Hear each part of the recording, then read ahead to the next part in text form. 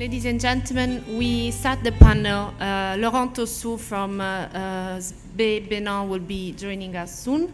I leave the floor to David Ladipo, CEO of Azura Power Holding. I'm really delighted he will be moderating this distinguished panel focused on North and West Africa. Thank you so much, David. Valeria, thank you very much. Welcome, everybody. We have a very exciting panel this morning.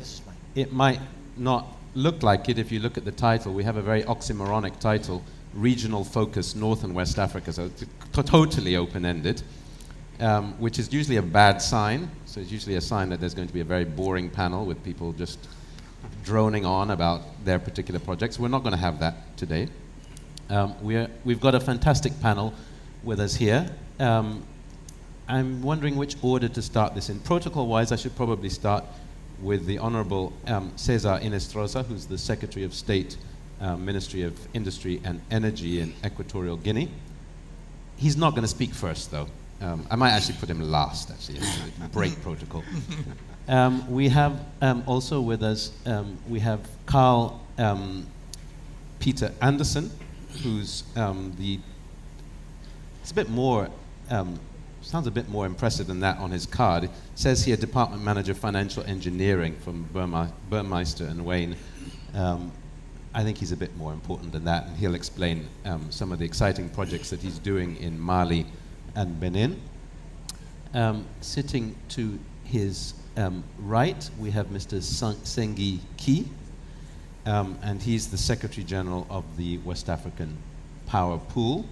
I met him for the first time just a few minutes ago, and was very excited to learn about the speed at which the West African Power Pool is developing, and the fact that my little power plant in Nigeria will soon be able to sell power to the Beninoise electricity utility. On that note, arriving very late, but just in time, I do like your timing, is Monsieur Laurent Toussaint, who's the DG of the SBEE. So I hope you speak English. If not, we have, if you don't, and you speak a more sophisticated language like French, then we do have some simultaneous translation devices which we can use. Sitting on the left of Mr. Toussaint is Mr. Chris Antonopoulos, who's the CEO of Lekela, which is the company that everybody wants to talk to because they're in the renewable space and it's very sexy and exciting. And it's a company that I have real problems with, and I'll explain that. Or maybe he will explain that a bit later. Sitting to his left is Mr. Mamadou Gomble, or Gumble, one of those two, who is the VP for Africa for Vatsila. And last but not least is Mr. Stéphane Lecor from the company that makes the most money of any of the companies here, from Agreco. So I thought we would start with Mamadou. Mamadou is grumbling and complaining. He grumbles about the fact that the Finnish have no sense of humor. We'll ignore that. What else are you grumbling about, Mamadou? Okay, I think, thanks for this opportunity. I hope the mic is working fine because I cannot hear myself. But I think what we see, when we're discussing is that, the demand is growing in Africa. We still have the demand when it comes to the energy, and I think we have, let's say, a long way even to go to meet, the need or the demand in Africa. But at a certain time also we see that we are having newcomers or new technologies that are coming, like the renewable energy. And this renewable energy also are, let's say, giving some expectation about the pricing, because the pricing is... I'm just going to stop. It's not very clear. It could be the microphones. Is it clear to the audience? No. Okay, so if it's not clear, then we need to fix this. Yes, because I cannot even hear myself.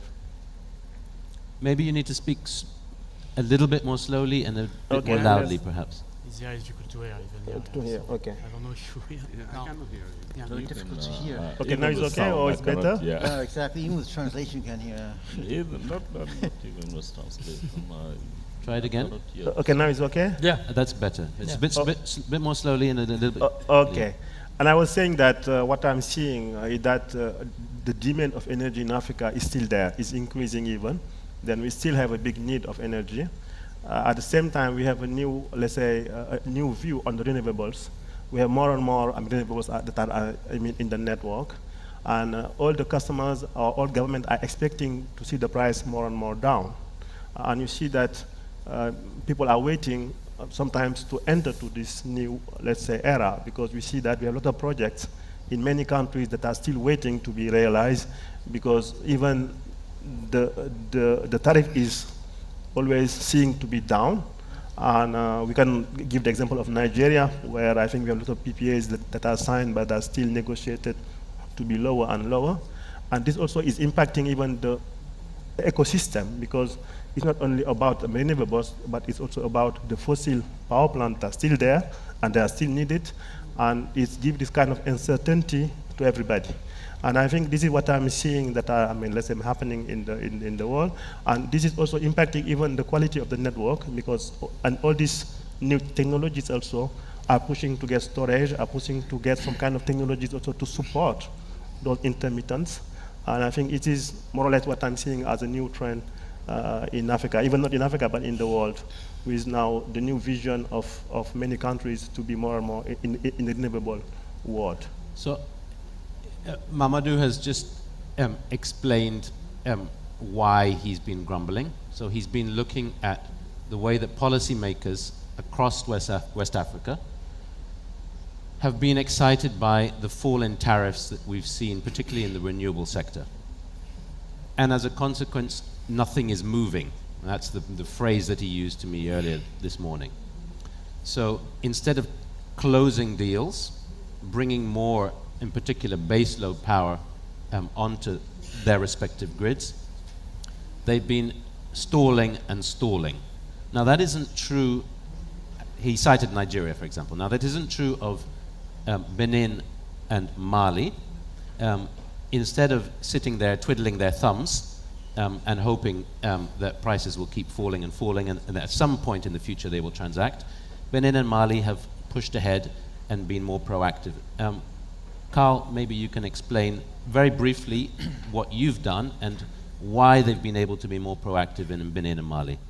We were so fortunate to close the first IPP project in Mali in July last year, 90 megawatts, which will increase the overall capacity, generation capacity in the country by 25%. It's been a long, cumbersome route. The sponsor, Redux, with Kuhn Beckers, has started off the development back in 2009. There have been many bumps on the way, but at the end we succeeded. The project has it's a baseload power plant, 90 megawatts. It's financed by 5 lenders: Islamic Development Bank Group, ICD, OFID, and the West African Development Bank, along with Investec. It took a long time to close the deal, but now it's done. Construction time is approximately, BWC is doing the construction, ONM as well, is approximately 16 months, and we're on schedule. So hopefully by the end of October we'll be able to put 90 megawatts into the grid.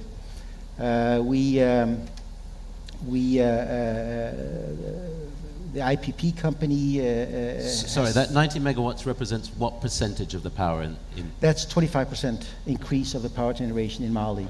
They have transmission constraints in the country, so the 225 kV line substation right next to our power plant will more or less get filled, so they can send the power down to Bamako. Okay. But and this is not renewables. This is no, it's thermal baseload. Thermal baseload, HFO. Yeah. 25% of the power, not some sexy wind or solar. No, making sexy. a real difference to people's lives. It's okay. real Just want to make it clear. baseload thermal. I mean, Mali doesn't really. They don't have gas. They're looking at solar power, but I mean, they need baseload and don't have any alternatives than HFO currently. Okay, move on to Benin. In Benin, Mr. Trousseau, we have signed a contract last year on also a baseload plant in Maria Gleta. It's a 120 megawatt HFO plant. It's dual fuel here, so the engines run both on gas and HFO, but we believe in the beginning it will be HFO alone. And that plant will be put into operation June next year. Percentage of the country's power? Well, we understand, and Mr. Trousseau can correct me if I'm wrong, but Benin has an aim of becoming independent on power, and less imports. Currently, they're importing power from Nigeria and from Togo, and they want to become less dependent on that. So this is the first step in becoming less dependent on. They basically don't have any own generation of power right now. They have some Agreco installed, as we understand, but baseload, no. So this is freedom for Benin from Nigeria. Yes. And other neo-colonialist powers. At the same time, we won together with our partners, the concession for additional 136 megawatts. That's an IPP project. Like in Mali, this will be the first IPP in Benin. So obviously this is challenging, and we are in the middle of the development phase and hope to reach financial close and start construction end of this year, beginning of next year. Thank you very much. That was very enlightening. I think we should at this point turn to Monsieur Trousseau. I need my simultaneous translation device here to ask him whether what Carl said was actually true. Je n'entends pas. Is there a translator? He didn't understand my question.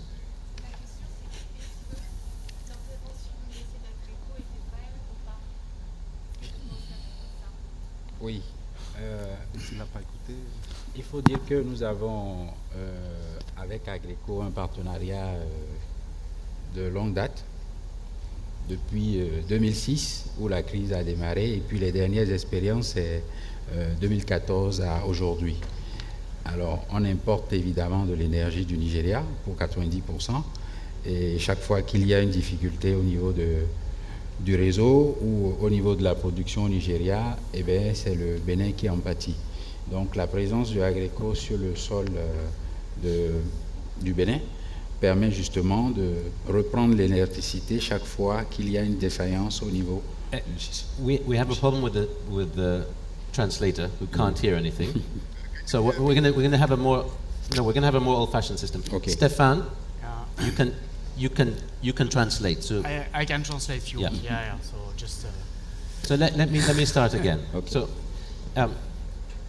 Carl has just explained, how they are building this power plant in Maria Gleta. Mm-hmm. The difference it's going to make to Benin, and how Benin is going to be free of regional control, free from Nigeria, my country, for example. Yeah. So we just wanted some words from you about how excited you are to be free of Nigerian interference. And if you speak, and then Stéphane will translate. If you speak a few sentences, let him then translate. Vous avez compris la question? Oui. Oui. Alors la construction de la nouvelle centrale par BWSC, c'est un projet qui est né et qui permettra justement d'être autonome vis-à-vis du Nigeria. Alors,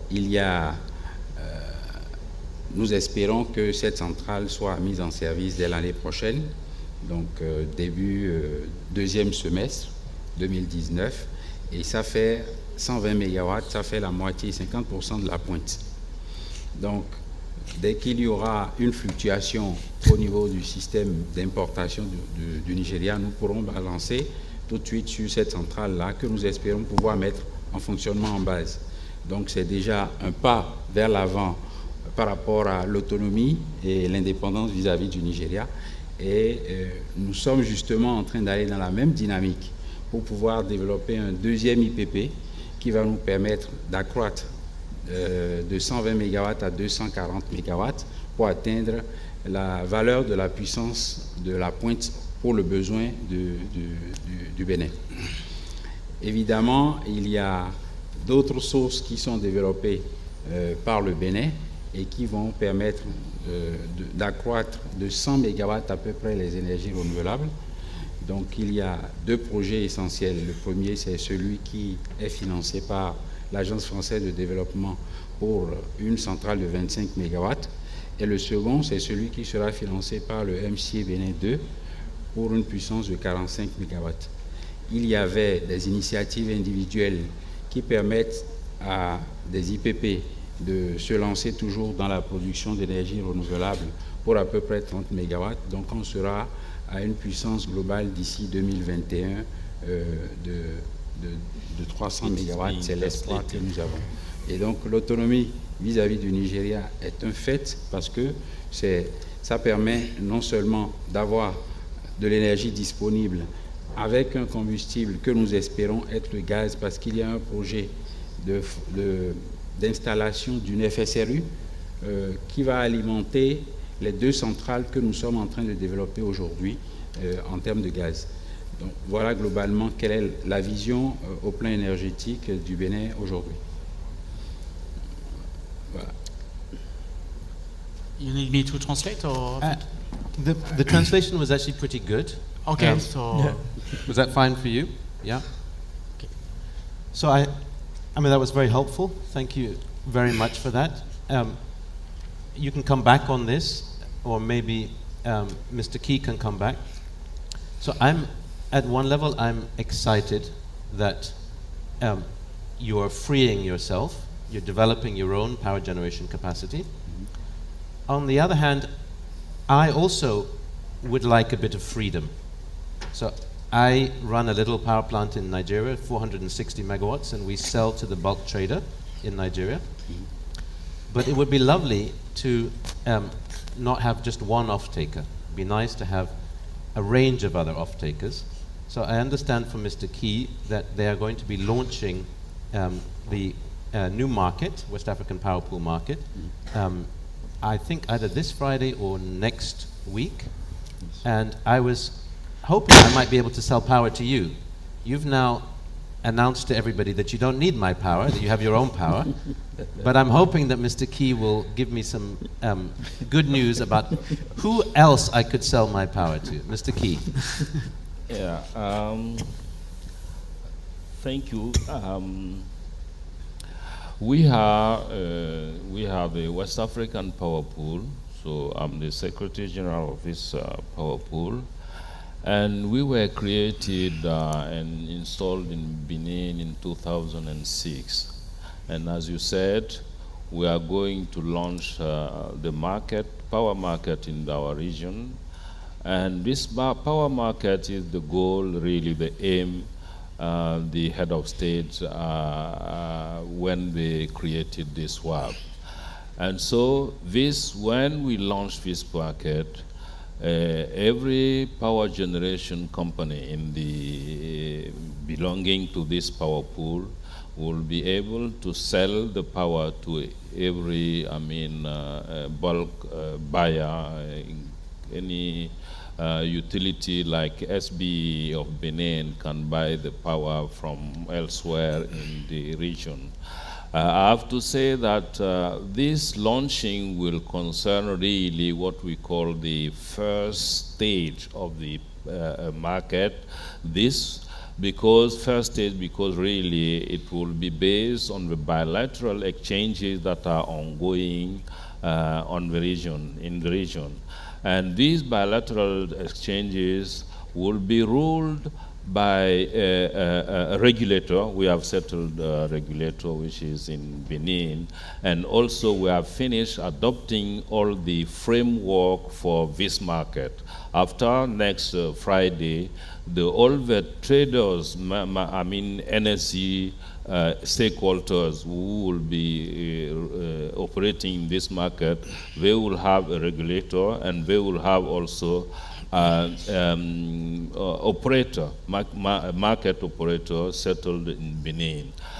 Now I have to say also that when we were created, we started building the infrastructure, mainly the transmission line that to interconnect all the countries of West Africa, and this we will complete it by 2019 or late 2020. Everything will be ready so that all the countries, all the 14 inland countries of our region will be interconnected. That is, used to say, you can from any side, any point of the region to another point elsewhere, you can exchange, you can trade this energy. Just help to break that down, just to take an example.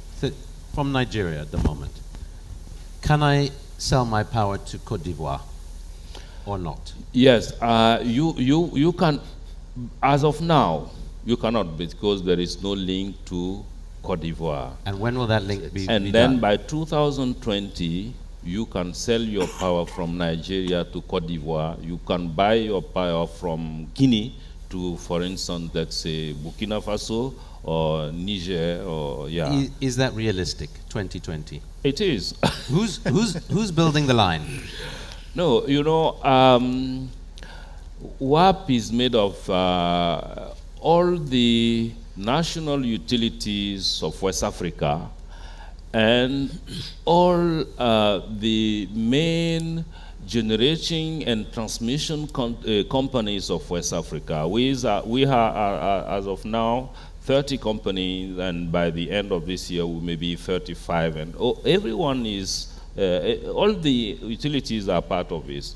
And this was created to take really opportunity of huge resources in the region and then to try to make the power as the cost of power as least as possible, because you have some places where the power can be generated at a very low cost, and others where there is no really power resources, where they need power. So this transmission line we are building, this power pool, will allow to transmit the power to the places produced at least cost to where it is needed. That I understand, but let's I want to just try to understand something. So, at the moment, in Nigeria, the bulk buyer sells, the bulk electricity trading company, sells power in collaboration with TCN, the transmission company, Yes. to Niger Yeah. and to the Benin Republic. So these are bilateral, if you like, government-to-government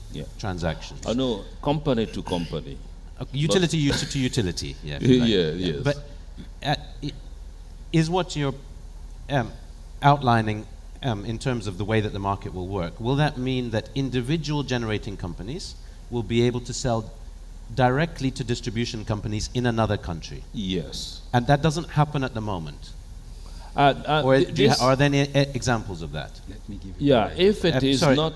We have an example here. Yes, let me give one example. We have many difficulties before with transmission line of TCN, okay? We are in the two companies together, Benin SBE and Togo CET, who are working together with one company who is created by our countries, who called CB. And CB provide us electricity from Nigeria and sell to the two countries. But in, I think 2 years ago, many difficult happens from the Nigeria line, and also many difficult happens from the provided because gas have many problems. And then our government decide to go directly to the Nigeria and keep the energy from private. And then we sign a contract with Paras Energy, who is a private, have 60 megawatts, go directly from SB in add to the energy who come from CB. And that is a market of energy. And that is working well? That is very working well. Your energy, we need it also. You can sell to Benin directly. Ah, good. As soon as Mr. Key opened the market next week. See, the thing about all these francophone speakers, they're very deadly. you think that they can't speak English, and actually their English is perfect. It's extremely dangerous. So let's actually get to the more interesting bit. It's not to denigrate the quality of the conversation so far, but I think the more interesting, before we dive into the more interesting section, let's try and work out why the Honourable Minister for Energy and Industry from Equatorial Guinea is even on this panel. He has no idea. This is regional focus, North and West Africa. And he said to me, he has no idea why he's on this panel. So he's part of the Central African Power Pool, so nothing to do with West Africa. So maybe the best question for you, sir, is to reflect on which of the two regions, Central Africa or West Africa, it's a very unfair question, is likely to be the most successful. Do you think that Mr. Key and his pipe dream of having a interconnected grid is, and it's very unfair to call it a pipe dream, but is more realistic than what you're doing with your neighbors in the Central African region? Thanks, David. First of all, I feel like the bad guy in this panel because I'm going to talk about politics a little bit between entrepreneurs. I don't think it's clear. Yeah. I cannot hear it. No, it doesn't work. Yeah. Can you hear me now? Yeah. So always politicians speak and they never say something clear. No? So I will act the same. Okay. I think both power pools in Africa have been a good projects, but it looks like the policies in Africa, instead of helping private companies, are constraining the sector because nobody knows exactly what are the Sorry, repeat that again. Who's constraining the sector? Politicians? I think policies, not politicians. Oh, okay. Policies. Because you are a politician, or at least Yes, you're an elected official. Yes, I think that's right. But we spoke yesterday about collaboration here, how important collaboration was, and I think both the West African and the Central African power pool needs to work a little bit more on try to unite all the policies of the country to make easier for the private companies to be part of the development of the sector. I think the West African power pool has been more years in action now than the Central Africa. Central Africa people are very difficult to get agree in-house, so it's more difficult to get agree out of the house. So I think they are more advanced in their project now than we are. We have projects of interconnection in several countries that will help a lot to fill the gap as electrification of rural area, which was one of the big problems that we discussed here yesterday too, and to share the cost of the governments, which is very high now for the production of energy, and to attract private companies. But I think it's just in starting point in Central Africa. So for now, I will say, I will give a point for the West African power pool, meaning that their projects actually now are more feasible than the projects that we are looking in Very Central Africa. diplomatic answer. I like it. Just a question maybe that might help for the audience. In Equatorial Guinea, just describe your power sector at the moment. So your installed generation capacity and how much, if any, you buy from other countries in the region. Okay, actually we are, I said yesterday, we are a very tiny country, but the difficulty we have, is that we have both island and mainland, and it's very difficult to manage it because it's like manage two countries. We have installed on the mainland 140 megawatts already commissioned. 80% is hydro and 20% is diesel power plant, and we have in construction 200 megawatts of hydro. 400 megawatts. 200. 200. 200 megawatts. It will be in action in 2021. And on the island, we have 100 megawatts gas power supply. So that's what we have installed now. We don't import electricity from any other country. We are willing to export electricity because we have an excess of it. And that's our situation now. And what is your electrification rate? What percentage of the population? It's is like connected to the grid? 60%. 60. 60%.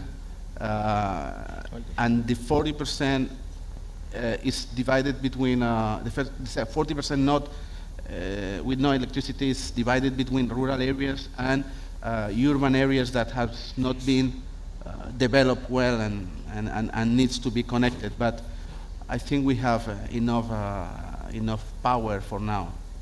It's true that we are now in industrialization phase that is going to demand more energy, but we will see how it's Can I ask going. you in dollar terms, what is the average tariff that you charge end users, retail customers, in dollar terms, roughly? Do you know? We use like 75 megawatts on the island Yeah. right now, and on the mainland is around 65 on the island and like 68, 70 something on the mainland. Okay. Yeah. Thank you very much for that. I'm wondering who I should turn to next. I think I'll turn to Chris. Okay. So if we just recap, we have some very sensible countries, Mali and Benin, that are pushing ahead with freeing themselves in terms of their energy generation, doing very good things in terms of interconnection in the region, not getting carried away by all the drama around falling tariffs on the renewable sector. So very sensible countries with very sensible people running their electricity sector. We have other countries which are not so sensible, and they've been carried away. Partly it's Chris's fault and other people who are in the renewable sector. So Chris, what's happening? We have silly tariffs, and we have people comparing tariffs in North Africa with what's possible in West Africa, which doesn't help. Talk to us generally about this situation. Yeah. Well, first, I'd like to cool you down a bit, because I've just recently read a report from the International Energy Association, which actually showed that renewable power generated on the African continent accounts only for 1% of the energy overall generated. So while there is a lot of talk about renewables, there is, and everybody talks about it in a sexy fashion, reality is that it's still on its infancy. Of course, the growth rates of renewable are much higher and double-digit in pretty much, in very many countries.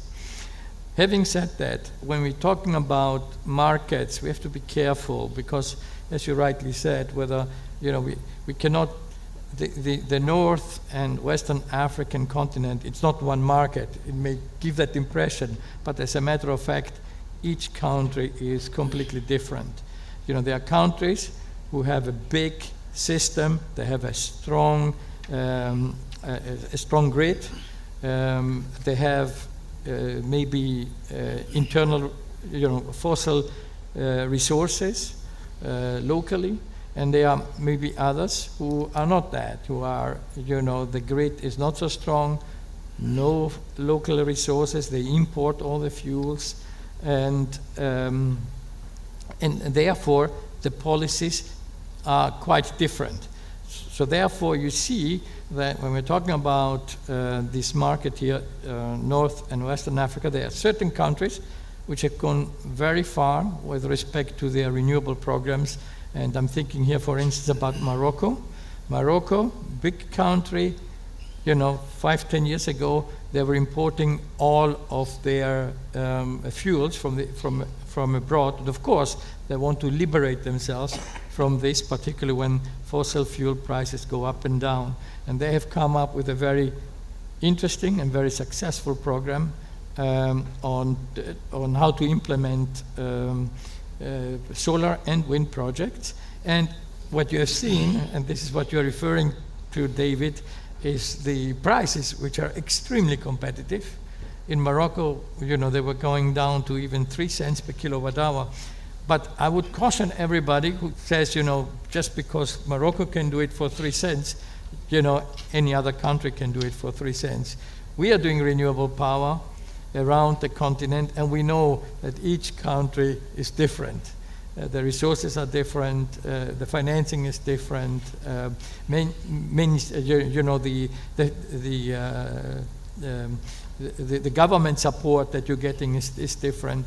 So I think it's a wrong approach for people to just wait. Let's just explore this on Morocco. Right. So at the moment, what percentage of their power is baseload thermal power as opposed to renewable, wind and solar? Oh, it's still the majority. They have, for instance, Jof Lasfar, which is a coal-fired project, which has some, you know, 3,000-4,000 megawatts or so. So the majority still is baseload. And you're right. I know where you're getting to.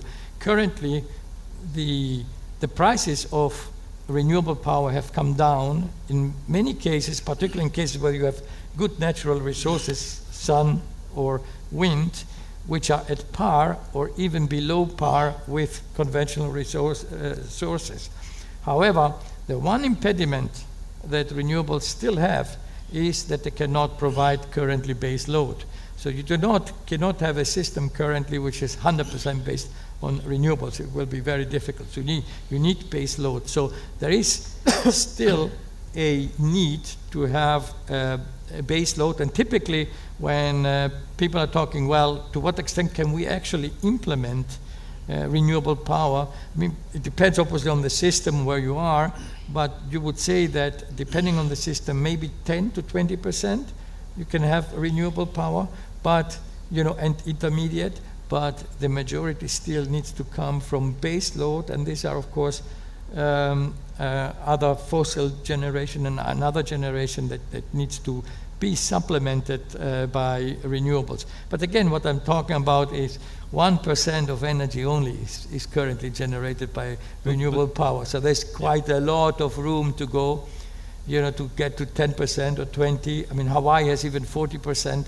So there is room, but at the same time, it's you know, both renewable and conventional power need, particularly in Africa, need to work with each other to have a system which is reliable, because at the end of the day, it's not just supplying electrons, but supplying them reliable. And renewables, as you know, they are, you know, sun is obviously only shining during the day period, so during the evening hours, you would need to have other generation to complement it, and also during the night hours. And also, clearly wind is the same, similar, where the wind is not blowing all the time consistently. So, Mamadou, you wanted to come in here. Yes, I want to come up a little bit. I don't know if you can hear me now, maybe. I think you say totally correct, but Basla vision is that I don't think it's not correct for time being, or you can hear me? Now it's Okay, now you can hear me. I mean, what I'm saying that I think what you say is totally correct, but Basila vision, or what we are seeing really, because also in China, in Morocco, in Egypt, in South Africa, in Senegal, I mean, the renewables are happening. I mean, and we are seeing a big switch that it might be the base load in the future.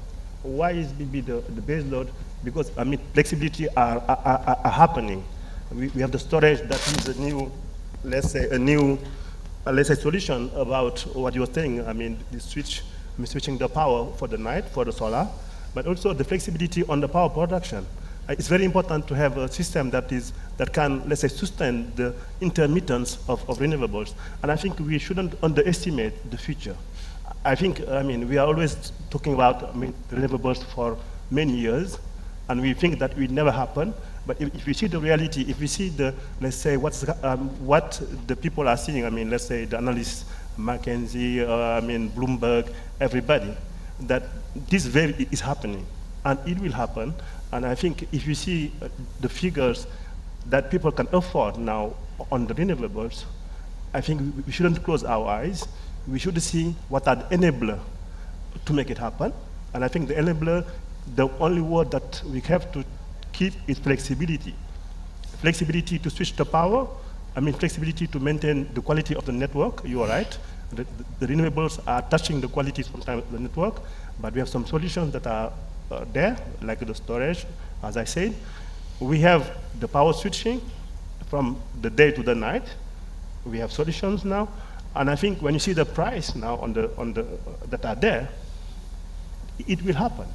So let me just pick you up on that. I agree with you that we shouldn't underestimate the potential for renewables. Certainly Chris doesn't. He's running a business that's predicated on the success of renewables.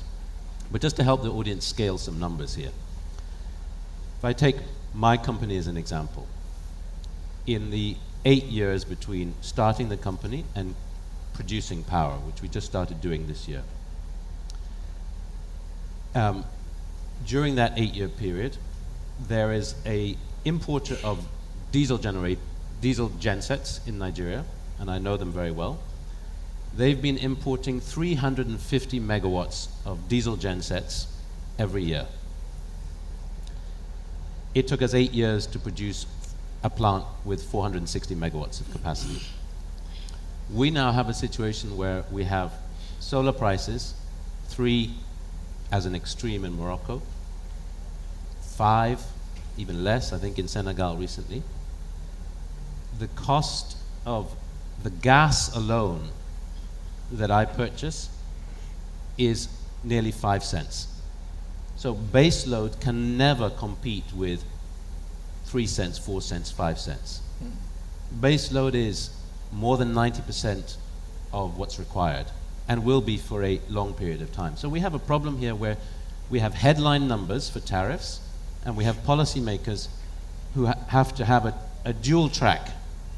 They have to try and push solar prices down and other renewable prices, and at the same time push ahead with baseload. And that's very difficult politically. The the intellectual bandwidth that you need to have that two-track approach to tariffs is extremely complicated, extremely difficult. Now, who benefits from that? Mamadou, you've just said we're in a situation where projects are not closing, precisely because of that tension.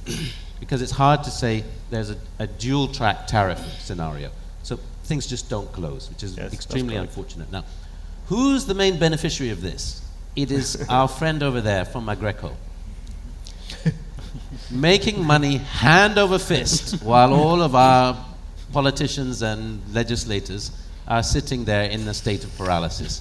Can you just explain to us how much money you've made, how fast you've made that money, how much more money you're going to make over the next 5 years, and how we can get into your business rather than the conventional business that we're in at the moment? Do you understand? Do you hear me? Yeah. Thanks for worrying about our business. So just we didn't pay anything, and we had a business before, and the fact there is solar doesn't change a lot, and even it's an accelerator. But maybe just give me just some perspective first. Here we have a panel about North and West Africa. I think we have 2 different markets, and I will answer from one to the other market on your questions because. Sorry, you're still not clear. Again, I think you have to speak more slowly. Yeah. Okay. Is it fine? Do you hear me now? Yeah. Yeah. So if you take North Africa, we are talking about a population of 200 million people, 100 gigawatt of capacity. So enough capacity, electrification rate of 100%. So the challenge there is not to add capacity. And actually the business of Agreco in North of Africa is not capacity or whatever. The challenge is to displace effectively part of the thermal with solar and renewables. So today there is 7% of capacity of renewables, which is hydro, solar and wind, very small penetration. And the challenge for this region is clearly to displace because there is a need to reduce their import from fuel, coal for Morocco or others, even if some countries have gas, because the biggest power there is gas, and gas is pretty clean actually. That's why there is a big investment. So there is a capacity to grow gas there and grow renewables in terms of penetration. It has no impact for Agreco because we don't do this level of business, of activity there. What we are doing, and we are not here to provide power to the grid in such cases, because there is a strong grid. What we are doing there is we invest and we help our customer to convert their gas into power. There is a high level of flaring there in Egypt, in Algeria. So we are talking a lot about the impact of the renewables in improving the planet. We are not talking about the quantity of flaring everywhere in Africa. We have a big business in Russia where we develop the technology, so we are helping our customers to reduce their flaring. We had recently our first project in Egypt, very successful. There is a lot of press there, and we are currently running some pilots in Algeria. So our business there is not to pay forever or benefiting from whatever tariff you are mentioning. It's just to help our customer to find the solution they need. If you take about West Africa is very different market. We are talking about 400 million people, about 30 gigawatt of capacity. The electrification rate is below 50%. We were mentioning yesterday the 600 million people who have no access to electricity in Africa. For just West Africa is 175. So the question is what's next and how can we help, obviously, these people to have access to the electricity. So that's our business. And it's not because there is more or less solar that is changing our business, and we are not paying any money for supplying our customers. We are helping them to electrify their country. And when we speak about the electrification of the country, electrification rate 175 million people, the bulk is rural, because the electrification rate is rural. So the question for us, and I think for all the people around the table or here, is how can we accelerate the electrification on the rural side? We are talking about the interconnection of the countries. The question is where there is no grid, because it's where there's 80% of the people who have no access to electricity. So how can you provide a solution in the middle of nowhere when the grid cannot reach, and when the investment in a grid is very expensive? And that's our business there, because there is nobody who's going there. So what we are going there, we are providing the power first, and clearly the first source of power when you have no fuel is diesel. So that's the biggest development of Agrico. We provide power there. Just to finish, because your question was a bit tough on the model, so I prefer to have a very, very clear answer. So that's what we are doing. The impact of renewable is very interesting there, because I don't believe that in West Africa we'll build 100 megawatt farms tomorrow. Sorry, because the grid... Say that again, I didn't hear that clearly. The grid is not capable to accept 100 megawatt, because the grid is not strong enough, and because you don't have the thermal capacity to balance the grid.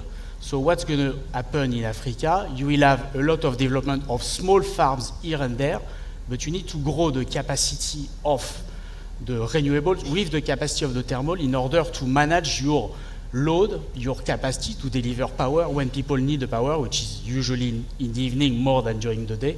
So you need to balance it. So there is nothing against solar versus others. There is a way to make the system work. So I believe in the electrification of grid. I think it's a big, big development for Africa. And the electrification of grid, we took all about the way we give the community access to power, is starting by diesel, because diesel is very easy to provide.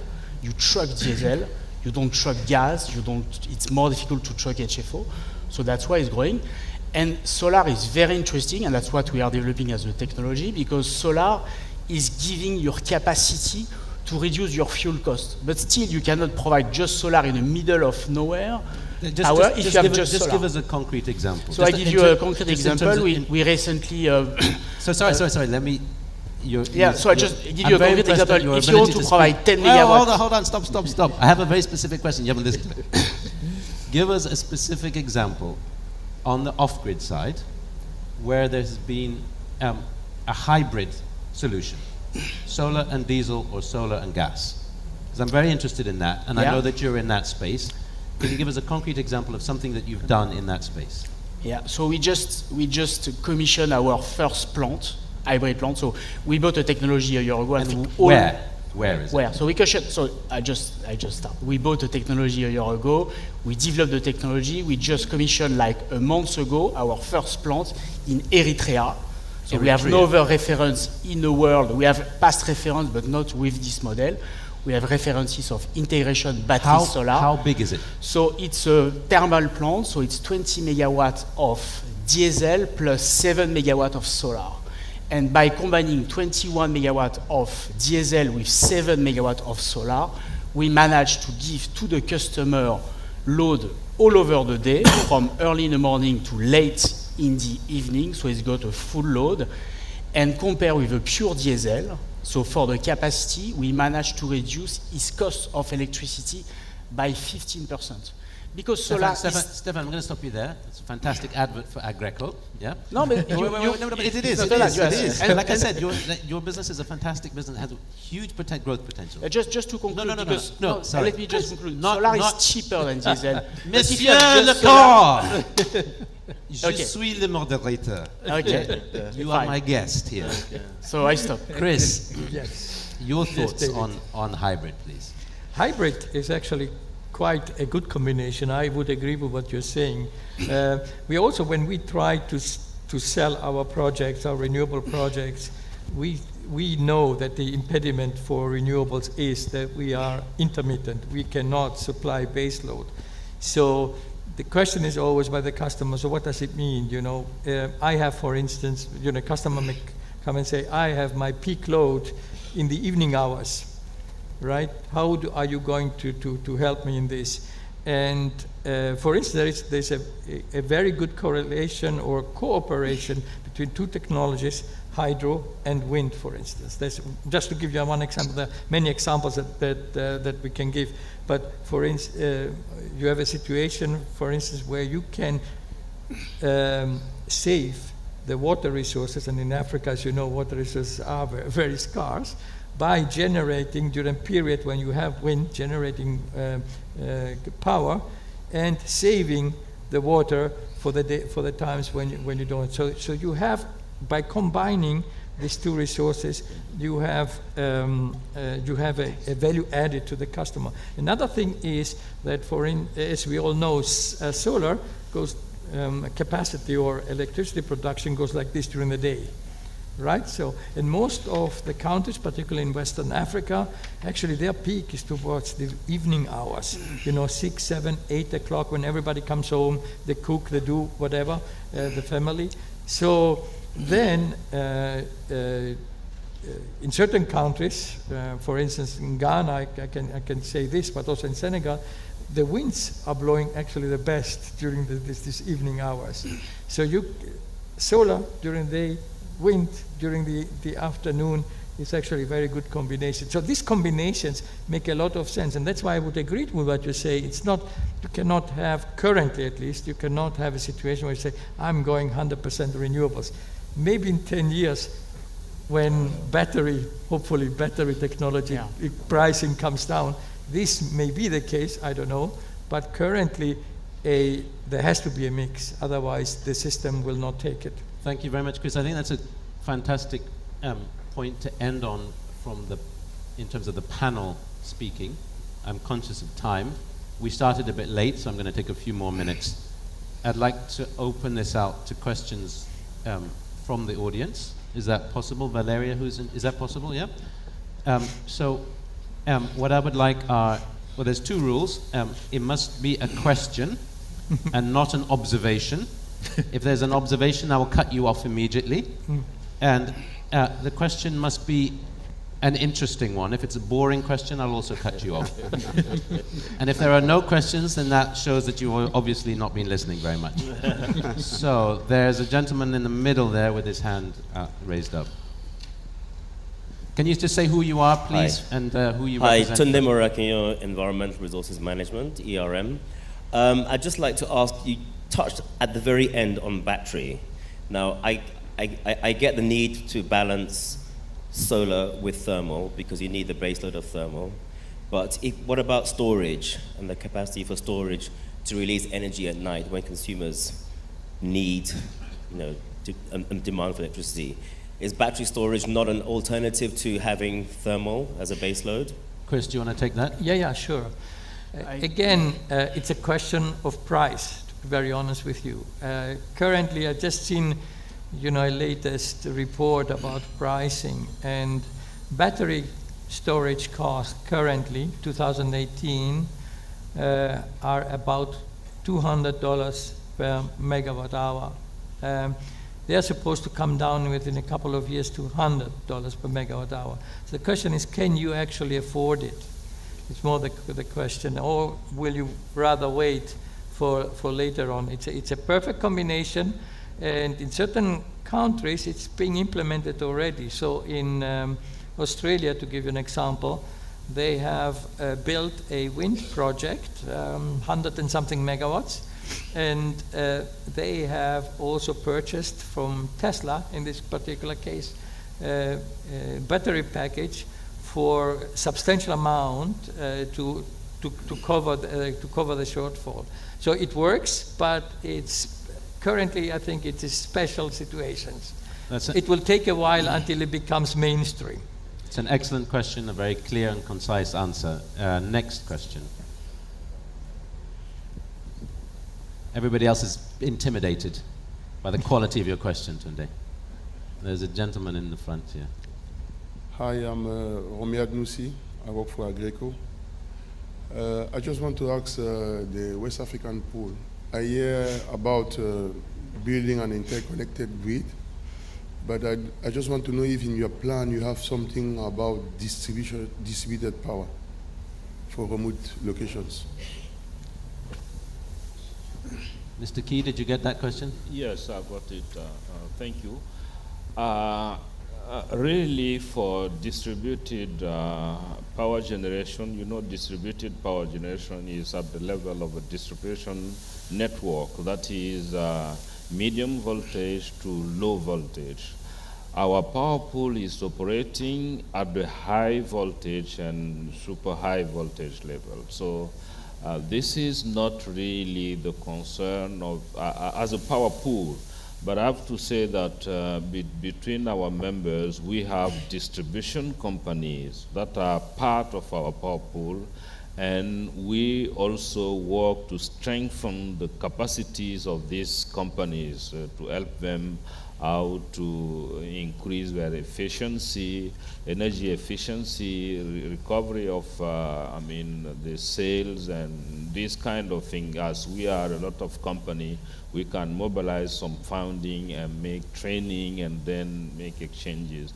But for operation, really, distribution, power generation is not really our work. I'm going to take two more questions. The gentleman in the front here, we need a microphone.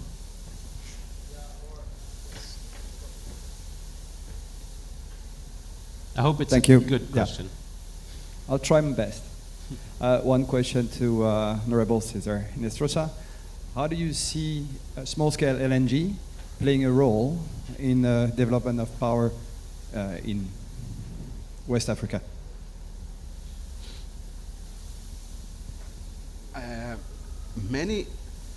I think the problem that West Africa has in most of the places, someone said here before, is that not all of them has indigenous gas for develop this LNG project. They will need to import that from other countries. So I'm of the opinion that for having a sustainable energy related with LNG, I think it's very important to have your indigenous gas to make sure the prices of the production is the lowest possible. But if we go in regards of those inter-countries agreement, they could be very affordable for the West African countries, I guess. Yeah.